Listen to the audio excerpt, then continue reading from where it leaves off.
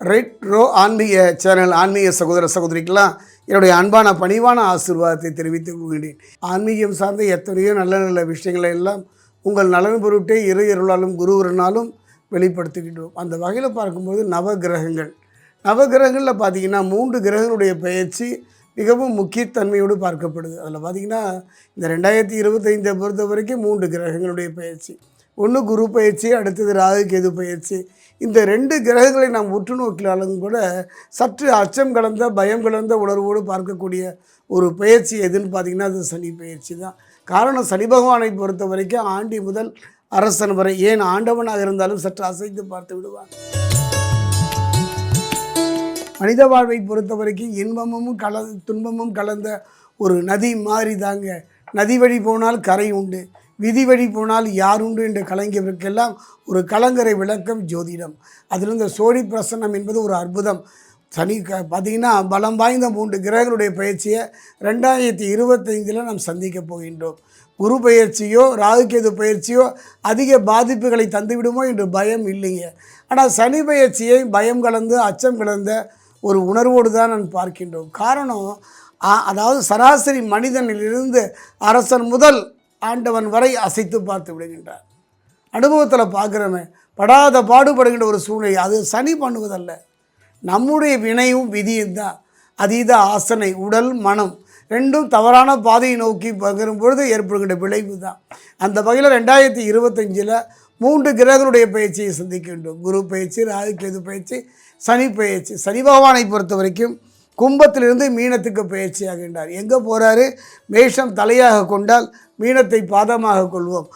யாருடைய பாதம் என்று பார்த்தால் மீனம் குருவினுடைய இடம். குருவை நோக்கி நகர்வதனால் பாதிப்புகள் அதிகம் இல்லாவிட்டாலும் கூட சில விளைவுகளை நாம் சந்தித்து தான் தீர வேண்டும். அந்த வகையில் பார்க்கும்போது 2025 இந்த சனி பயிற்சி கும்பராசிக்கு எவ்வாறு இருக்கும் என்பதை பார்க்கலாம்.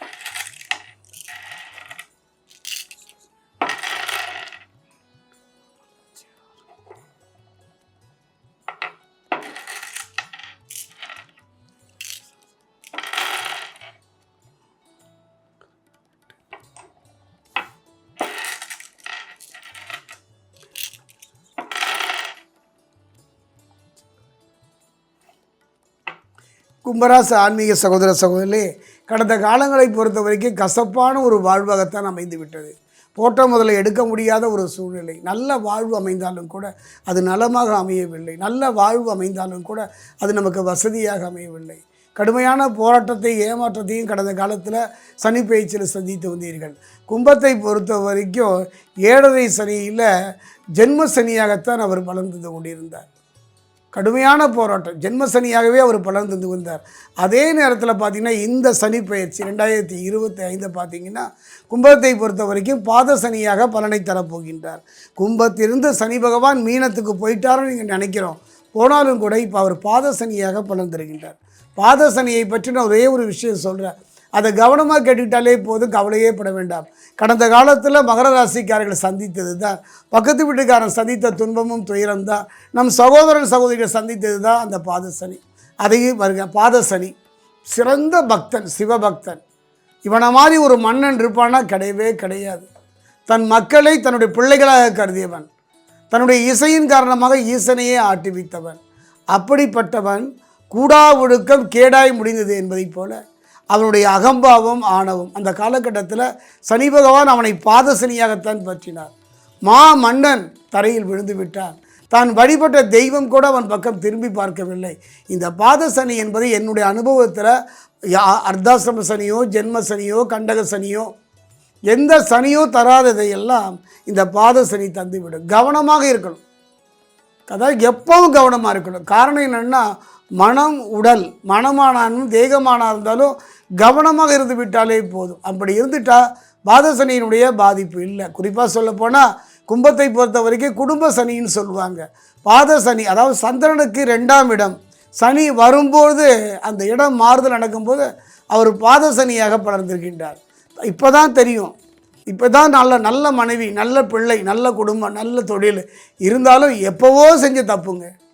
ஏதோ உணர்ச்சி வசப்பட்டு சபலத்தினால ஏதோ ஒரு காரணமாக செய்த தவறு இன்று பூதகரமாக வந்து நிற்கும். அதுதான் எப்போவோ வாங்கிய கடனுக்கு கடன்காரன் இப்போ கதவு தட்டுவான்.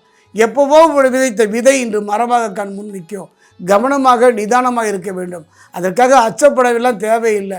காரணம் என்னென்னா, கும்பத்திலிருந்து மீனம் போனாலும் கூட மீனத்தில் இருக்கக்கூடிய ராகு பகவான் கும்பத்துக்கு வருகின்றார். ஒரு அழகானது யாரும் சொல்ல மாட்டாங்க. நமக்கெல்லாம் தெரியும், நல்லவன் நலன். அவன் எல்லாம் இழந்து அவன் தனித்து இருக்கும் பொழுது ஒரு சத்தம் கேட்குது, காப்பாற்றுங்கள் காப்பாற்றுங்கள். என்னடா காப்பாற்றுன்னு பார்த்தா ஒரு நெருப்பை பிடிச்சிட்டு எரியுது. அதுக்கு நடுவில் ஒரு சர்ப்பம் மாட்டிச்சு, பாம்பு மாட்டிச்சு. என்ன பண்ணுவான் இவன்?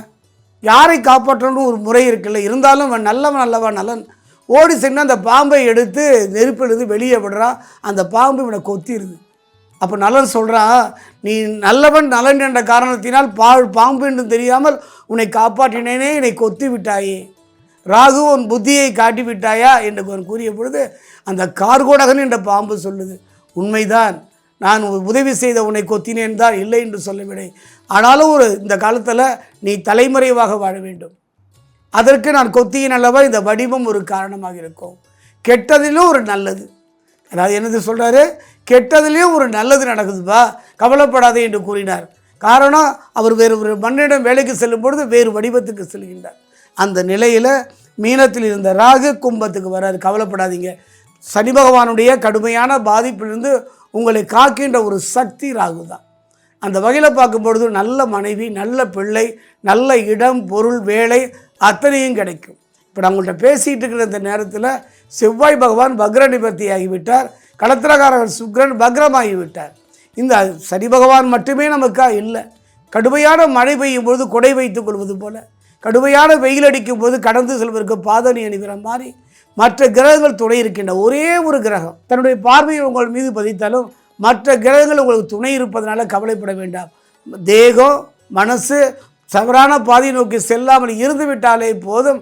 இந்த காலகட்டத்தில் உங்களுக்கு அடிச்சுக்கிறதுக்கு ஆள் இல்லை. அதே நேரத்தில் கும்பத்தை பொறுத்த வரைக்கும் 2ஆம் இடம், இந்த 2ஆம் இடத்துல வருகின்ற பாத சனி தவறான பாதையை நோக்கி போகாமல் நல்ல குருவை நோக்கி, ஆலயம் நோக்கி, புண்ணிய இடங்களை நோக்கி நகருமானால் எந்த பாதிப்பும் இல்லை. என்னுடைய அனுபவத்தில் பாதசனி காலத்தில் அற்புதமாக வாழ்ந்தவங்களை பார்த்துருக்கேன், அற்புதமான வாழ்க்கை, பொன்பொருள் சேர்த்தவங்களை பார்த்துருக்கேன், நல்ல திருமண யோகத்தை அனுபவித்தவர்களை பார்த்துருக்கேன், உயர்ந்த பதவியை நோக்கி நடந்தவர்களை பார்த்துருக்கேன். அந்த வகையில் கும்பராசிக்காரர்கள் கவலைப்பட வேண்டாம், பாத சனியை என்று பதற வேண்டாம். ஒரு முறை திருத்தணிக்கு அருகே இருக்கக்கூடிய பாத சனீஸ்வரர் ஆலயம் சென்று அங்கு தரக்கூடிய நல்லெண்ணெயை கொண்டு அந்த சனீஸ்வர பகவானுக்கு அபிஷேகம் செய்வீர்கள். ஆனால் சனி பகவானுடைய பாதிப்படுத்தி விடுதலை பெறுவதோடு நிம்மதியான வாழ்வை நோக்கி நகர்கின்ற அருமையான சந்தர்ப்பத்தை கும்பராசிக்கு அமைத்து தருவார்.